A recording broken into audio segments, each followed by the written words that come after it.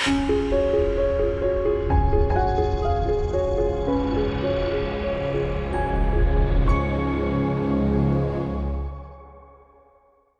ုင်းနိုင်ငံပတ္တရားမြို့တွင်ဆိုင်ကယ်စီးနှင်းရာ၌ဥထုပ်မဆောင်ပဲ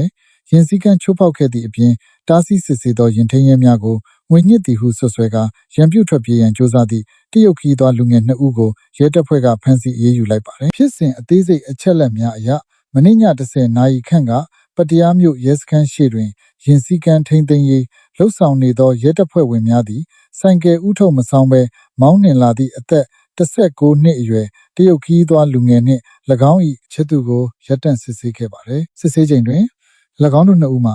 ပတ်စပို့နှင့်အထောက်အထားများယူဆောင်လာခြင်းမရှိဘဲဟိုတယ်တွင်ကြံခဲ့ကြောင်းပြောဆိုခဲ့ပါတယ်။ထို့အပြင်ရဲတပ်ဖွဲ့က၎င်းတို့ကိုကိုထိလက်ရောက်ကျူးလွန်ပြီးငွေညှစ်နေသည်ဟုအော်ဟစ်ဆွဆွဲကဆိုင်ကယ်ကိုတန်ကြိုးခတ်ထားသည့်ကြားမှအတင်းမောင်းနှင်ထွက်ပြေးရန်ကြိုးပမ်းခဲ့ရာရဲကားတစ်စီးကိုဝင်တိုက်မိပြီးပျက်စီးခဲ့ပါတယ်။ပတ္တရားမြို့ရဲစခန်းမှဒုတိယရင်ထိန်းရဲမှူးကြီး၏ပြောကြားချက်အရ၎င်းတို့စုံတွဲသည့်ရခင်ကလည်းရဲများကိုရှောင်တိန်ရန်ပြောင်းပြန်လမ်းကြောင်းမှမောင်းနှင်ဖူးပြီးအခြားပြည်သူများအန္တရာယ်ဖြစ်မည်ဆို၍ရဲတပ်ဖွဲ့ကလိုက်လံမဖမ်းဆီးခဲ့ခြင်းဖြစ်ကြောင်းသိရပါတယ်။လက်ရှိတွင်အဆိုပါတရုတ်လူငယ်ကိုပေါ့ဆစွာမောင်းနှင်မှုလိုင်စင်မရှိဘဲမောင်းနှင်မှုဖမ်းဆီးမှုကိုခုခံမှုနှင့်တာဝန်ဝတ္တရားနှောက်ယှက်မှုစသည့်ပြစ်မှု၄ခုဖြင့်အမှုဖွင့်တရားစွဲဆိုထားပြီးတရားရုံးသို့ပို့ဆောင်သွားမည်ဖြစ်ပါတယ်။ထိုင်းနိုင်ငံမှာလာရောက်အလုပ်လုပ်ကိုင်နေကြတဲ့မြန်မာရွှေ့ပြောင်းလုပ်သားများအတွက် Migrants Care အသိပေးအကြံပြုချက်ဒီသတင်းကိုလေ့လာကြည့်ရင်ရင်စည်းကမ်းလမ်းစည်းကမ်းချိုးဖောက်ပြီးတာဝန်ကျရဲတပ်ဖွဲ့ဝင်တွေကိုရန်ပြုခုခံတာဟာပြစ်မှုပုံမှုကြီးလေးသွားစေပြီးပြင်းထန်စွာအရေးယူခံရနိုင်တယ်ဆိုတာကိုတွေ့မြင်ရမှာပါ။ထိုင်းနိုင်ငံမှာလာရောက်အလုပ်လုပ်ကိုင်နေကြတဲ့မြန်မာရွှေ့ပြောင်းလုပ်သားညီကိုမောင်နှမတွေအနေနဲ့